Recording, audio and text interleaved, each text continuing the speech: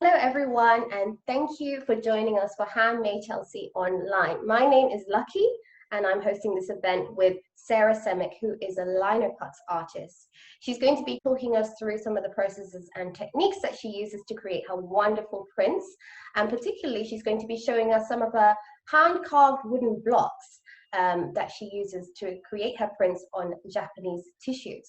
So I'm going to pass it over to you now, Sarah. Thank you, Lucky. Thanks everybody for joining in today. Unfortunately, we can't be in my studio because my internet connection is not good enough. So I've set up a little display here to show you some of my pieces that, like Lucky has said, are printed on the Japanese tissues. So I'll just give you a little bit of background about me first. So I've been a printmaker for about 25 years. I trained as an illustrator at university, but the printmaking department was below the illustration department, and I spent a great deal of time sort of going up and downstairs, going to studios that I wasn't really supposed to be in, but I just loved the printmaking process. So I left university in about 1997, 98 and set myself up as a full-time artist with the help of the Prince's Trust, which is just a fantastic organisation, and they helped me with preparing a business plan and putting together what I wanted to do over the next 4 to 5 years, and that was to try and become full-time printmaker and supply galleries and work with companies to produce artwork for product. So I did that for quite a period of time. And then I had a little break to have some children. So I stopped printmaking for probably about 10 years because my children came very quickly one after the other, and I didn't have any time or energy to do anything else. But in the 2010, 2011, my husband David said, "It's time, get back to it." And he bought me a piece of lino for Christmas and said, "Crack on." So I had all my tools sharpened, and that's exactly what I did. So some of you will have seen the piece of work that I first cut, and it's actually out of, I don't have it as a print now, but it was this image here, which is called Magical Harebells. And this was the first piece that I printed back onto the Japanese tissue since I was a student in the late 90s. So it kind of led me on a path of doing a lot of printmaking based using single colours, using these beautiful Japanese paper, which I suppose is like my signature style of work now. I have a piece here. I can show you that it's very, very delicate, and it has this amazing fibres running through it, and it has these beautiful gold and silver foil flecks, and they really capture the light and just give that beautiful moonlight twinkly star effect that I love and try to incorporate into all of my work. So I start by doing drawings, and I use marker pens when I'm doing my initial sketches, because the finished article, as you can see, is a very definite line. With this kind of printmaking, there's no particular light and shade with it. It's a very dramatic effect that you get, especially when you're just printing with one colour, which is how I prefer to work on these papers. And so once I've done my initial drawing, I've played about with it and I've got the size how I want it, and then transfer that design onto the block of lino. Very old-fashioned girl, I use carbon paper, typewriter carbon paper, and transfer my drawing down onto the lino, and then I can start to carve. So this is one of the latest, this is the latest block, which hopefully you can see, which is called Winter Hair. Now, this piece I actually cut at the end of last week, and it is exclusive to Handmade in Britain for the Chelsea online show, so you can only get it between now and Sunday at Handmade in Britain.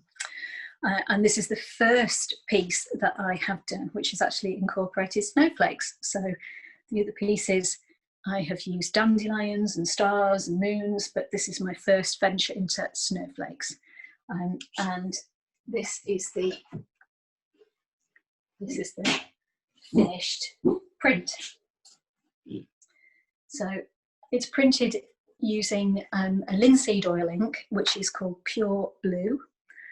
And it has the most beautiful luster to it, with the glitter in the paper, the gold and silver foils in the paper, and then that luster over the top. I just think it gives a real starry sky effect. And then, so that piece is brand new. It's an edition of 50. So a lot of the pieces that I edition are only 25. So there's 25 pieces, and then that is it. You can't get any more. Occasionally I'll print them in another colour. So there would be an edition in, say, a green or a black, and there would be 25 of those and 25 of the blue, but I don't do it very often. So all of these pieces that you can see here, which are all available through Handmade in Britain for this show, are all printed in that beautiful blue ink on the Japanese tissue. It's quite fiddly to use, and I have to roll it onto the block just to make sure that it goes on very smoothly, get the pressure right on the press, because what we don't want is for the paper to sink into the recesses that I've carved away and cause crease lines. So there's a very fine balance with this paper, but I think it's worth the stress that I go through every time I print with it to get this effect. So this piece here is called Summer Breeze, and this was the first piece that I made using the dandelion clocks. Now, some of you may be familiar with this particular hairhead, which I used on a piece called By the Light, and that piece has long since sold out. Was really, really popular and quite magical, and that was a very early piece as well. I think it was the second piece that I cut after the magical harebells. So sometimes I like to revisit a drawing, an idea, and push it on to the next sort of stage. And I can see with all of my style of working a progression, which I find really interesting. So this one is Summer Breeze, and that's an edition of 25. And then obviously it's the Winter Hare, which is an edition of 50. And then this piece here is called What's the Time, Mr. Hare? And again, that's using the dandelion clocks.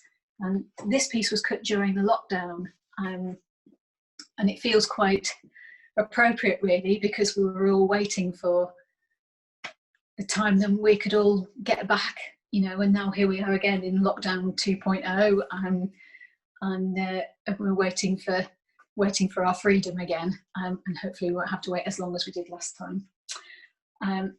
So next up is New Moon, and again this was cut during the lockdown, and this was revisiting a hairhead which had been a piece that had sold out, called Big Ears, and obviously he has very big ears, but I wanted to, the Big Ears piece had a full moon behind it like the Winter Hare, but for this one I just wanted to cut that beautiful sliver of a new moon, and it's like a new hope, I guess, and that was all part of the lockdown theme. And then you can see these two pieces here, which are again printed on the Japanese tissue, but this is a black version of that tissue, and you can really see the sparkle in the foils in the paper with these two pieces. And I have done 2 editions of 20 of these, and they are printed in silver and gold ink.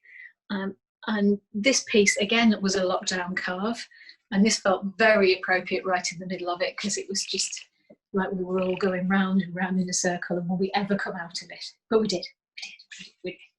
So I really enjoyed these two these two carvings because I used my smallest tools, and I felt like I really condensed how I worked, because some of the pieces obviously are much bigger, and I can use a larger tool and have more of a free movement. With these smaller ones, I was having to really concentrate and really carve in detail. And if you look at the video that's on my page on the Handmade Interact website, you can see a time lapse of me carving these pieces. It is a time lapse. I don't carve that quickly. I really don't. But if you had to listen to me heavy breathing while I was doing it, it's much better that it's a time lapse. And then the final piece that we've got here, again, is an edition of 25, and this is called Under the Moon of Love. So I am a bit of a soppy romantic, and there's actually, and lots of you are soppy romantics because there's only 3 of these left in the edition of 25, and again, that's on the website.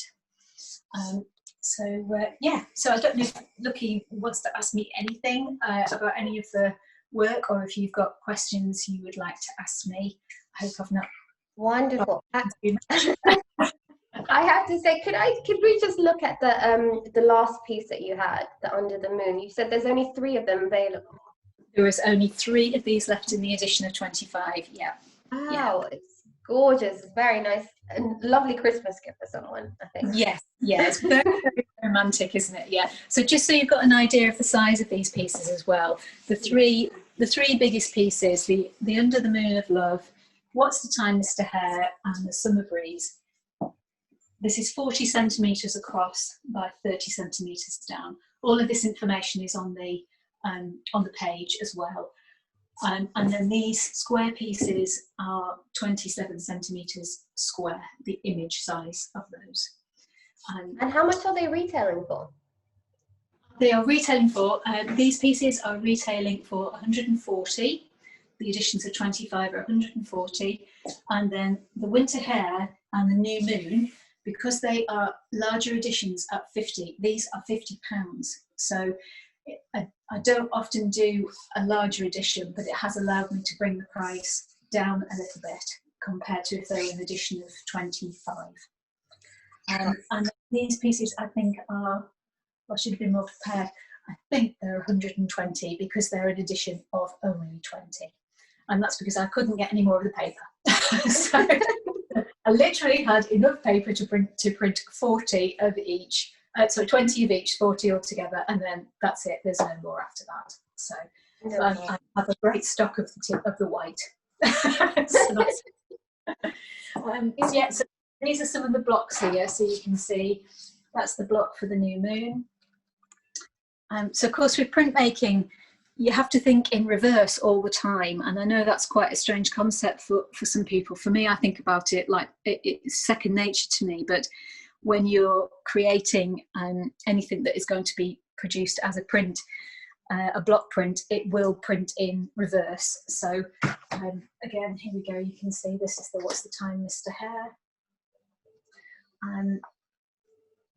I think that I do get asked if I'm ever at if I'm at a Handmade in Britain show, and I often work on the stand and I'll be carving pieces, and I get asked a lot, would I sell the blocks as a piece of art? But I have to say I can't bring myself to do it. I have fantastic, huge architect plan drawers in my studio, and I've got about 5 drawerfuls of lino blocks, going right back to the 90s, and I can't part with any of them. But once the edition is done, I don't print from them again. So, but I just can't. I know some printmakers actually sort of slash them or cut them, break them up, or bin them. But I just think, oh, I can't. They're like babies. You can't part with them. They're too precious, and they show a journey that I've been on from where I started out with my first pieces on this paper to where I am now, and I think they're too important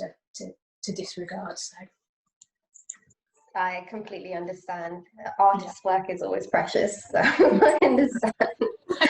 Well, thank you so much, Sarah, for guiding us through that and showing off your wonderful pieces. They're gorgeous. Sarah's work is available right now during the fair, so head over to her profile page, and you can also interact one-on-one with Sarah after the show. She'll be available for a live chat, so if you have any questions, feel free to visit her profile and you can have a one-on-one chat session with her. So thank you very much, Sarah, and thank you everyone for joining. That's a pleasure. Thank you very much, and thanks to everybody who joined in, and I hope you enjoyed looking at the work and it gives you an idea of its scale and just a little bit of how I arrive at it.